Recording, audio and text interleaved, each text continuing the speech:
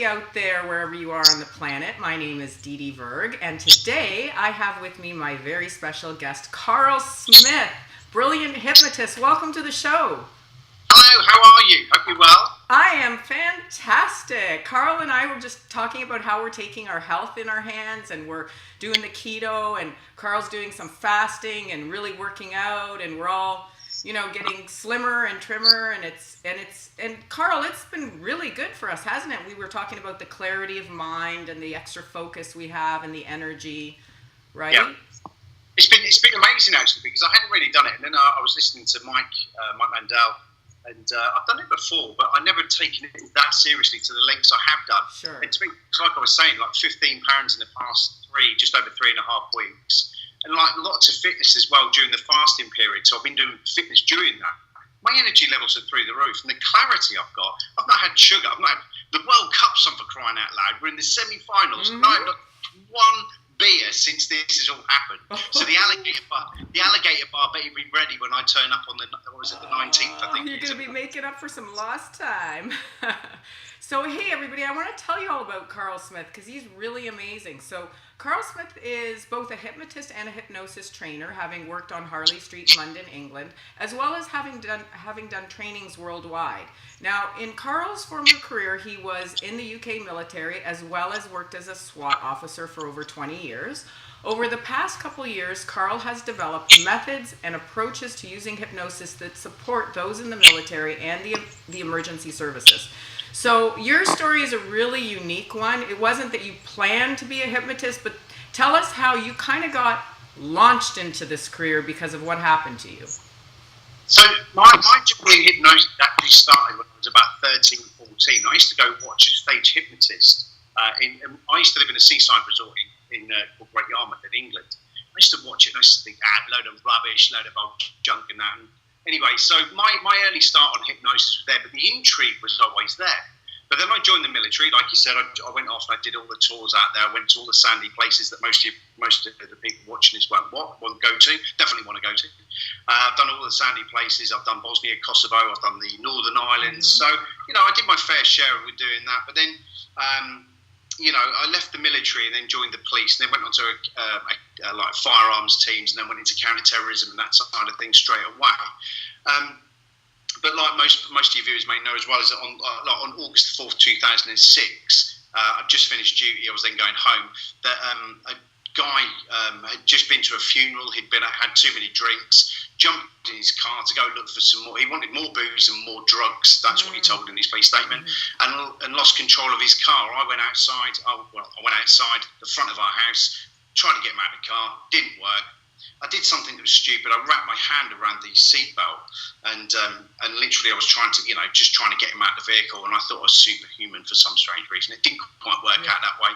The 1.5-ton car beat the 90-kilo car, and literally just caused loads of mayhem. So what happened next is that obviously I was injured. My legs were injured. My pelvis was injured. My lower back, my spine. Did he not drive right through the living room of your house or something crazy like that?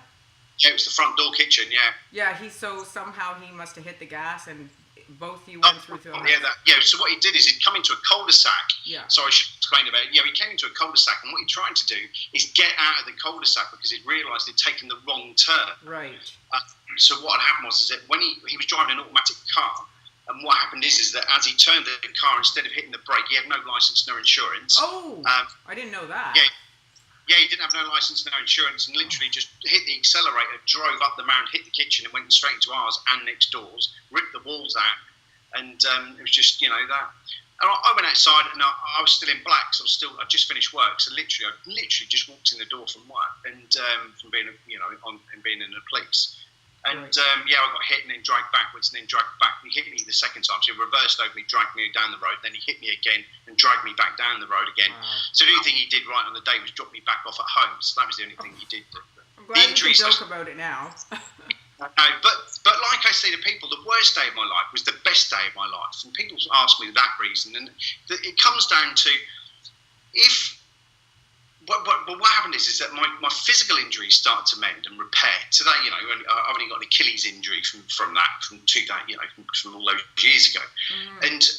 And the thing is that from that is that I was put on tramadol, pregabalins, and all those type of drugs, and I was injured, you know. And when I started to come off of those, that's when the physical problems were resolving, when the pain was subsiding. But however, the mental had been covered up by the pregabalin, the tramadol. They'd all been covered up. So, long story short, is that when I did start coming off the tramadol and pregabalin to stop the physical pain, the emotional pain then ripped out. And it wasn't until a friend of mine basically pointed me in the eye. Initially, in 2007, he pointed me towards EFT because, to be quite honest, I'd become a drug addict on tramadol. I desperately needed tramadol. Tramadol is a horrendous drug. And also, Jack Daniels became a very good friend of mine. And still a friend of mine brought EFT, TFT into my life, emotional freedom techniques and thought field therapy, brought those into my life, and I started to learn those. And then I started to watch videos on YouTube and stuff like that, you know, on videos and things. And then I got into hypnosis, and that was when my life really changed, because that was the moment that, even though I'd done the other stuff, hypnosis was the one that went in directly and hit the nail on the head and pulled it all out. So, you know, that is, you know, hypnosis for me is not just about, you know, training hypnosis. Right. It's not just about muscle. It's a passion. It saved my life. It's my love. It's my joy. It's my, you know, everything. Didn't you? I'm trying to recall your story from when we talked a couple of years ago. It was literally like 1 or 2 hypnosis sessions, and you were back. Like, it was that fast. It really was. And for most people that know me from this circuit, especially in HT Live, they know that I was working with Jonathan Chase. And I'd been working with a police officer who taught me hypnosis and some elements, you know, nothing special. But then I went on a 10-month course, which didn't even touch it. But then what happened is that I went on a course with Jonathan Chase, and there was a guy called Alex Buxton on that. Right. And we were training, and it was my first initial thing, and that's when it popped. And it literally, that first session there, I sobbed my heart out. When it popped, I had tyre screeching in the background. When I was in hypnosis, I actually heard the tyre screech, and I can remember a tyre doing this in my subconscious, unconscious monkey brain, whatever we're calling it this week, and it was doing that and going away. And as it went into the distance and like went, that's when all the emotions that I'd stored for all those years, all the wars and all that type of stuff, literally got kicked out. And so there was that session, and then there was like a little mop-up session afterwards. But I'd say 2 sessions. The naughty noises, and what I mean by that is that the naughty noises had stopped. The hypervigilance had stopped, the angers, the frustration, all that thing. It really did stop in I'd say in 2 sessions. Right. So basically you dislodged the trauma out of your brain using hypnosis. And wow, so for those watching out there, hypnosis, we can't say enough about it, Karl. It's so incredibly fast for some of the people some of the time. So now, because it was so fast for you, and you're a fast talker, and you're just a fast guy in general, you also have these fast techniques. So tell us about why it's important, because you train emergency personnel. Why is it important that they apply these, whether they're a paramedic or in the military, they need to apply these hypnosis techniques fast. So tell us about why that's important. So, it's very guarded what they do. And my story helps them relate to, you know, things that go on in their job, and it draws people in to come and see me. What I found is that people don't want the windy staircases, they don't want the whales whining in the background, they don't want any of that. So my background is about doing things fast. When we were doing SWAT, what we call SWAT on the side of the water, over this side, you know, an authorised firearms officer. What we do over there, what we do with this is I like to work very quickly. I like to work very spontaneously and work directly with the subconscious, unconscious, and literally just bypass things. And like you mentioned a minute ago, the speed of my voice as well is that when I do it, it's not because of nerves. I actually just override the system with speed, and then slow it back down. So I can actually, you know, literally go from fast to slow. But people that I've worked with in the military and emergency services, they want it now. It's the same as today's world. If we go to McDonald's or Burger King or whatever, instant gratification. And that's the same thing as with our bodies. The way that we are nowadays, the human race has evolved massively, you know, over the past 20, 30 years, you know, and it wants everything fast. And I've developed ways of doing that fast as well to give people that what they want. It's not McDonald's. Somebody said it when I mentioned this the other day. It's not McDonald's service. You're not getting crap food. Do you know what I mean? It's not quick bang bang bong and I'm going to be hungry later on. This is fast and being able to anchor it in and keep it and maintain that change as well. Right. So that's what we do with Kinetic Shift and many other different ideas and techniques that I go around and use every day. Okay, so you're doing a 2-day pre-conference course called Kinetic Shift. So tell everybody about what they can expect to get from that course. So Kinetic Shift is a content-free hypnosis technique. Basically, there is nothing new. You know as well as I do, and everybody watching this video, there is nothing new. It's the way that you apply it is the completely different way. And I've used many different ways. Oh, God, there's so many people at HT Live that have inspired me during my career. You know, Melissa, David Schneider, you know, the Ellman family, everybody. In fact, everybody. If I say that, then it covers me for everyone later on. But I've been inspired through my career to do things like that. So there's modalities, and there's confusion techniques, speed techniques.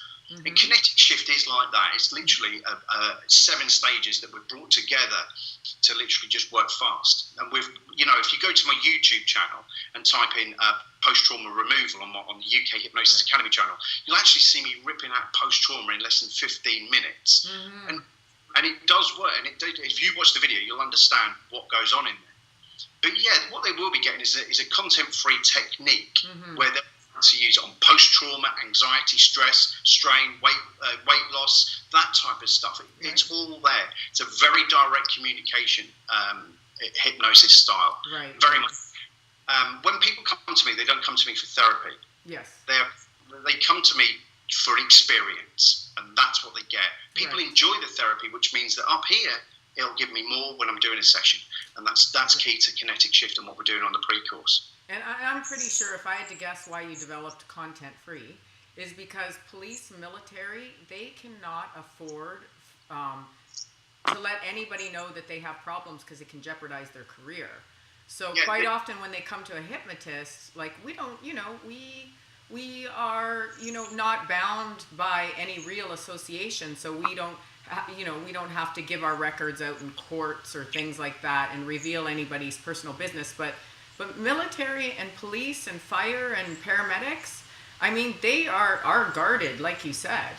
Well, the main thing that is some of the profession, like my old job, we were vetted up to the secret level. And with that comes a responsibility. Even written in there, you're not meant to do hypnosis under this secret vetting, under what's called developed vetting.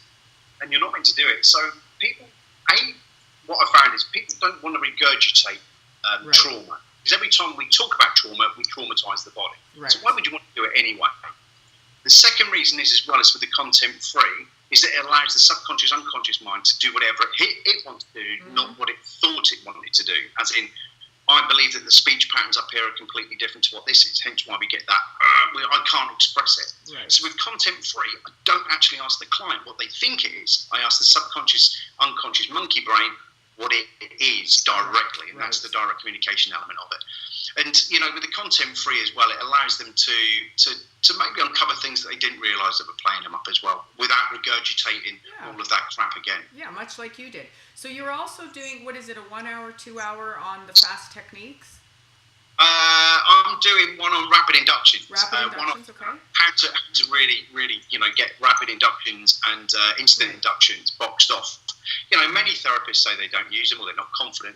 On that presentation I'm doing that afternoon, it's going to be about how I get things done fast, how I get hypnosis in less than 30 seconds, and then go from there. That's so talking all the way through about speed, dynamics, and just working with it. And it's not a case of I'm sitting here saying everybody should have rapid inductions. What I'm saying is that it's just something you can use, and you can come see me how I operate and how I work, especially in those uniformed environments where they say, I want to see you, but I want it done really quick.